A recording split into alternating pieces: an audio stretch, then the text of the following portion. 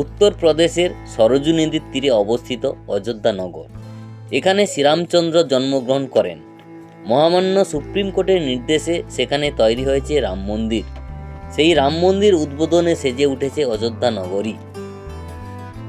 তা দেখতে আমরা চলে এসেছি অযোধ্যা নগরীতে। আমরা অর্থাৎ ডেস্টিনেশন অফ উইকেন্ড গ্রুপ এখন রামপথে। কলকাতা থেকে 1 ঘন্টা 25 মিনিটে পৌঁছে গেলাম অযোধ্যা এয়ারপোর্টে। অযোধ্যা এয়ারপোর্টে পৌঁছে আমরা একটি ক্যাব বুক করে নিলাম, কারণ এয়ারপোর্ট থেকে শ্রীরাম মন্দিরের দূরত্ব প্রায় 11 থেকে 12 কিলোমিটার। আর ট্রেনে করে কলকাতা থেকে আসতে চাইলে আসতে পারেন অযোধ্যা ধাম জংশন। অযোধ্যা ধাম জংশন নতুন রূপে সেজে উঠেছে। কলকাতা থেকে 2টি ট্রেন আছে, তা আমি স্ক্রিনে দিয়ে দিলাম।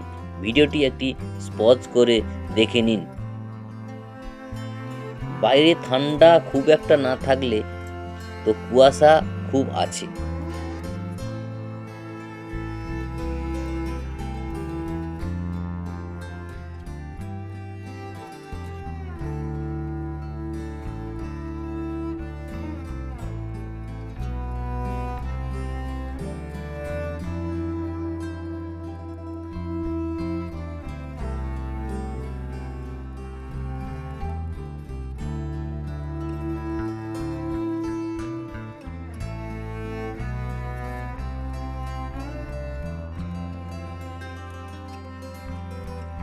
এখন আমরা হোটেল থেকে একটি টোটো নিয়ে বেরিয়ে পড়লাম রাম মন্দিরের উদ্দেশ্যে। টোটো থেকে নেমে প্রায় 600 মিটারের মতো পথ হেঁটে যেতে হবে।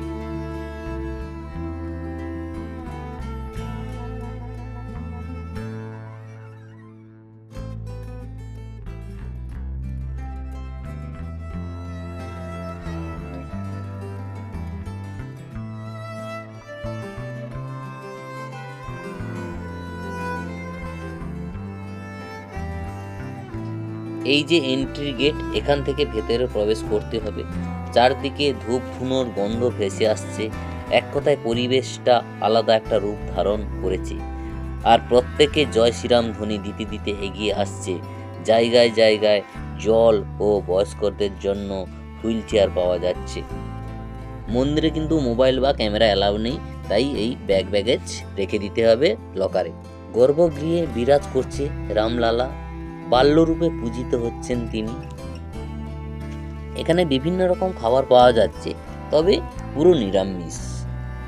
এছাড়াও পেয়ে যাবেন আপনি সুইট কর্ন, এছাড়া ধোসা, বিভিন্ন রকম খাবার। এখন আমরা হনুমানগড়ির মন্দিরের সামনে এসে গেছি। রাম মন্দিরের পাশেই আছে হনুমানগড়ির মন্দির। এখানে কিন্তু মোবাইল বা ক্যামেরা অ্যালাউ আছে, আপনারা চাইলে নিয়ে ছবি ভিডিও করতে পারেন। বিক্রমাদিত্য এই মন্দিরটি তৈরি করেন। স্থানীয়রা মনে করেন যে পবনপুত্র হনুমানজি এখানে অযোধ্যার প্রহরী হিসাবে বিরাজ করেন। মন্দিরের ভেতরে মা অঞ্জনীর কোলে হনুমানের বাল্য মূর্তি আছে।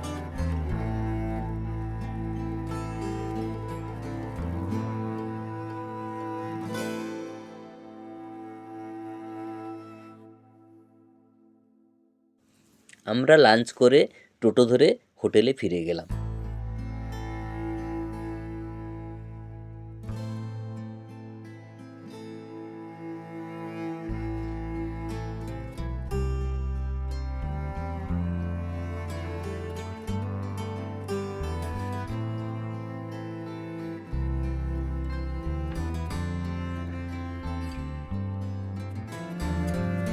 এখন আমরা দশরথ মহলের সামনে।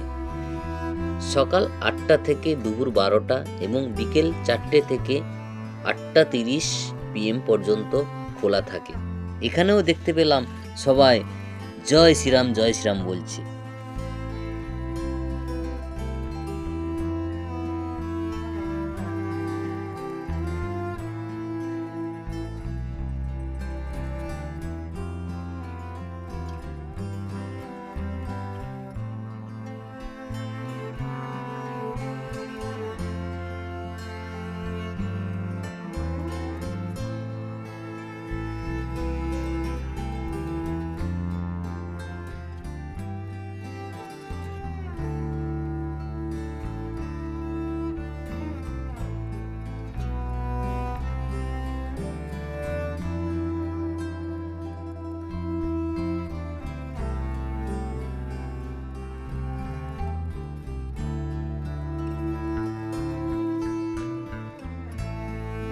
দশরথ মহল দেখে আমরা এখন কনক ভবন দেখার জন্য চলে এলাম।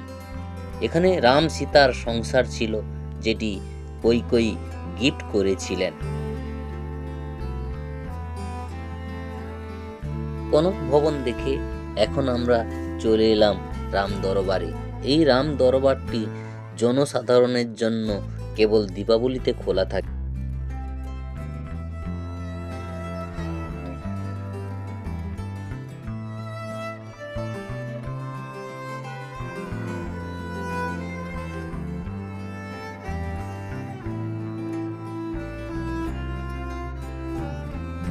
এখন আমরা এগিয়ে গেলাম লতা মঙ্গেশকর চকের দিকে।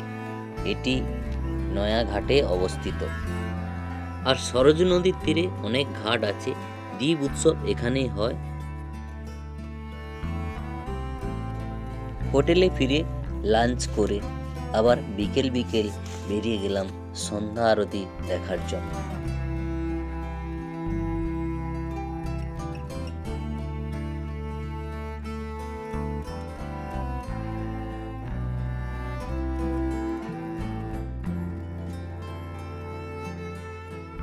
নয়াঘাটে নৌকা বিহারের ব্যবস্থা আছে।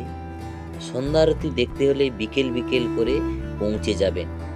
অনেক ঘাটে সন্ধ্যা আরতি হয়, তবে এখানে খুব ভালো হয়, তাই আমরা এখানে এসে বসলাম আর সন্ধ্যা আরতি শুরু হয়ে গেল।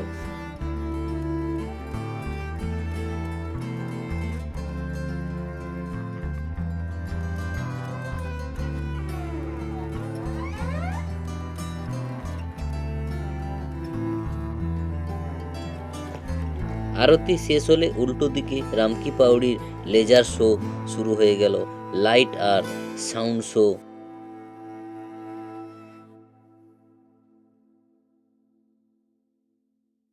রামায়ণের বিভিন্ন তথ্য তুলে ধরা হয়েছে।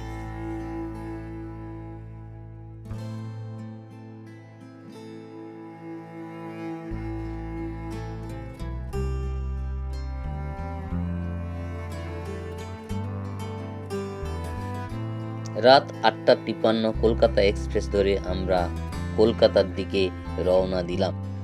সম্পূর্ণ অযোধ্যা ভ্রমণের জন্য 2 থেকে 3 দিনই যথেষ্ট।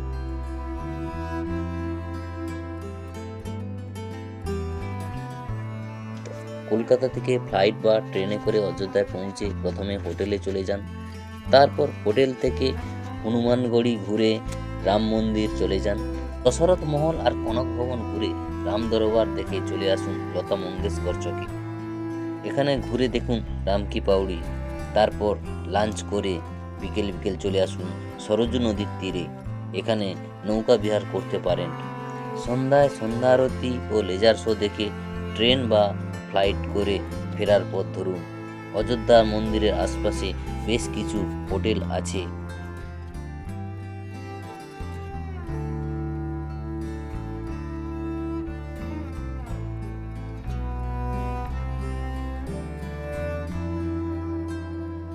তবে কম খরচে থাকতে চাইলে অনেক ধর্মশালাও পেয়ে যাবেন।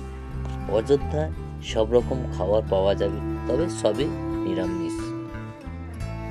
সিঙ্গাড়া, গরম দুধ, সুইট কর্ন, ধোসা সবই পেয়ে যাবেন, কিন্তু খুব নিরামিষ খাবার।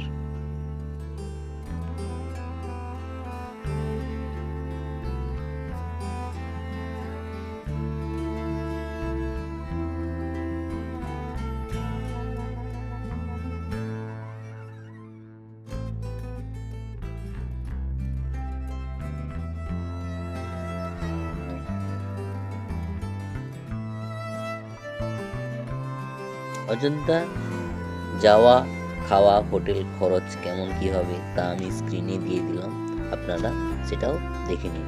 কিভাবে যাবেন, কত খরচ হবে, হোটেল খরচ কত হবে, ট্রেনের খরচ কত হবে বা ফ্লাইটে গেলে খরচ কত হবে, সব তথ্য আমি ভিডিও ডেসক্রিপশানে এবং ভিডিও স্ক্রিনে দিয়ে দিলাম। সেগুলো আপনারা দেখে নিন, ফলে আপনাদের ভ্রমণের ক্ষেত্রে অনেক উপকারে আসবে। ভিডিওটি দেখার জন্য সবাইকে ডেস্টিনেশন অফ উইকেন্ডস গ্রুপের পক্ষ থেকে সবাইকে ধন্যবাদ। জয় শ্রীরাম।